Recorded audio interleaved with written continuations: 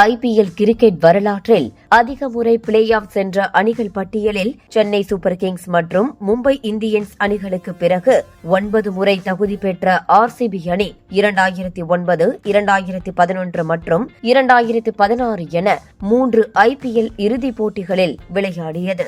ஆனால் 2009 டெக்கான் சார்ஜர்ஸ் அணிக்கு எதிராகவும் 2011 IPL இறுதிப் போட்டியில் CSK அணிக்கு எதிராகவும் 2016 IPL-இல் சன்ரைசர்ஸ் அணிக்கு எதிரான இறுதிப் போட்டியிலும் தோல்வியுற்று இன்று வரை கோப்பை வெல்லாத அணியாகவே RCB இருந்து வருகிறது.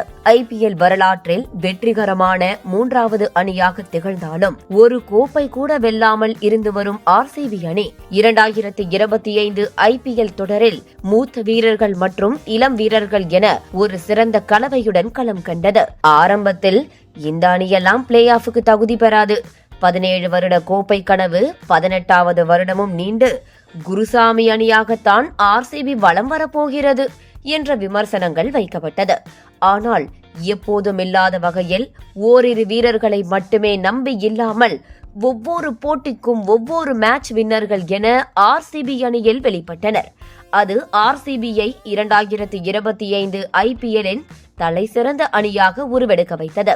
அதிலும் வெல்லவே முடியாத சேப்பாக்க மைதானத்தில் 17 ஆண்டுகளுக்கு பிறகு வென்றது எல்லாம் RCB ரசிகர்களை எதிர்பார்க்காத தரமான சம்பவம். மேலும் கிருணால் பாண்டியாவின் அசத்தலான கேமியோ, ரொமாரியோ வெஸ்பர்ட்டின் பிரமிக்க வைக்கும் பேட்டிங் என எல்லா பக்கம் இருந்தும் RCB அணிக்கு சாதகமான சூழல் உருவாக RCB கோப்பை வெல்ல வேண்டும் என பிரபஞ்சமே நினைப்பதாக ரசிகர்கள் சிலாகித்தனர். இந்த சூழலில் 18வது IPL கோப்பையை வெல்ல வேண்டும் என கடினமான முயற்சியில் இறங்கிய RCB அணி டாப் 2-இல் இடம் பிடித்து குவாலிஃபயர் 1 சுற்றுக்கு தகுதி பெற்றது.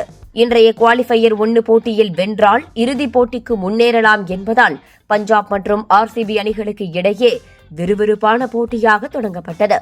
டாஸ் வென்ற RCB அணி பஞ்சாப் அணியை முதலில் பேட்டிங் செய்யுமாறு அழைத்தது. அதன்படி முதலில் பேட்டிங் செய்த பஞ்சாப் கிங்ஸ் அணி தாங்கள் ஒரு அனுபவம் இல்லாத அணி என்பதை அழுத்தம் நிறைந்த போட்டியில் வெளிப்படுத்தியது. ஆடுகளத்தில் கூடுதலாக பவுன்ஸ் மற்றும் ஸ்விங் கிடைக்க அதை சரியாக கணிக்க தெரியாத இளம் வீரர்கள் கொண்ட பஞ்சாப் அணி அடுத்தடுத்து விக்கெட்டுகளை இழந்து மோசமான பேட்டிங்கை வெளிப்படுத்தியது. RCB அணியின் சிறந்த பவுலரான ஹசல்வுட் மீண்டும் அணிக்கு திரும்ப ஒட்டுமொத்த பவுலிங் யூனிட்டும் நெருப்பாக பந்து வீசியது. பிரியான் சாரியா, ஸ்ரேயாஸ் ஐயர், ஜோஷ் இங்கிலேஸ், நேகல் வதேரா என முக்கியமான வீரர்கள் அனைவரும் ஓரிலக்க ரன்னில் வெளியேறி அதிர்ச்சி கொடுத்தனர். 30க்கு 3 விக்கெட்டுகள், 60 ரன்னுக்கு 6 விக்கெட்டுகள் என ஒவ்வொரு 10 ரன்னுக்கும் விக்கெட்டை இழந்த பஞ்சாப் அணி 101 ரன்னுக்கு அனைத்து விக்கெட்டுகளையும் இழந்து சுருண்டது. சிறப்பாக பந்து வீசிய அசல்வுட் மற்றும் சுயாஷ் சர்மா இருவரும் தலா 3 விக்கெட்டுகளை கைப்பற்றி அசத்தினர். 102 ரன்கள் என்ற எளிதான இலக்குடன் களமிறங்கிய RCB அணியில் தொடக்க வீரர்களாக களமிறங்கிய சால்ட் மற்றும் கோலி இருவரும் நிதானமான ஆட்டத்தை வெளிப்படுத்தினர்.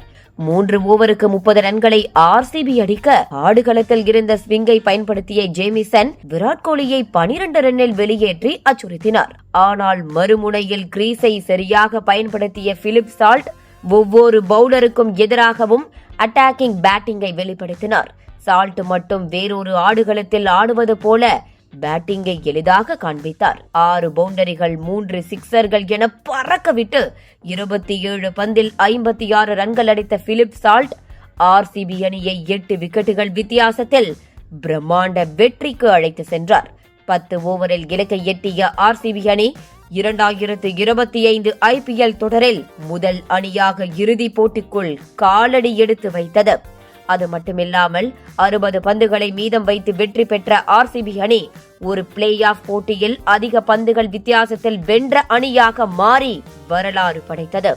2009, 2011 மற்றும் 2016 என 3 முறை இறுதிப் போட்டிக்கு முன்னேறியிருந்த RCB 9 வருடங்களுக்கு பிறகு 4வது முறையாக IPL இறுதிப் போட்டியில் காலடி வைத்துள்ளது.